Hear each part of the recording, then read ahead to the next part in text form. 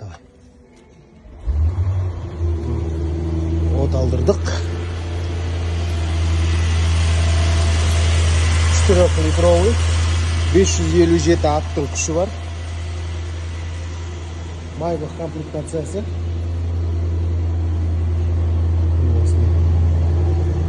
Двух цветкасы бар.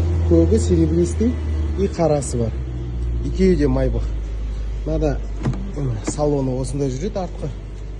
Артына отырасыздар. Капитанские сиденья ашылады. Подогрев, охлаждение напитков. Өзінің холодильнигі бар. Ішінде -3-ке шейін ұстайтын екі напитоктарды. Мынақа бокалдарды қоятын жерлер бар. Осында көп жүреді мына. Қазір оталдардың. Панорамасымен полностью ашылатын. Полный панорама.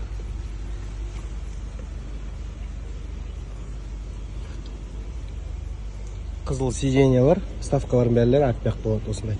Полдың бәрі ақ. Выдвижной электронный порогтар. Машина есігін жапқаннан кейін өздері кіріп кетеді. Осындай болады. Шыққаннан кейін өздері ашылады.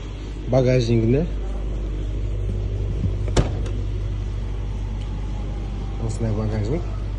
Ішінде холодильнигімен осындай. Подушкасы Майбахтың подголовниктері. Нормально вроде. Размері де жақсы сияқты. Дисктері осындай бар исполнение.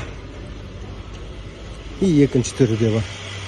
Двигатель таза. Пробегі 59 километр. Бағасы 126 миллион под ключ. Осындай.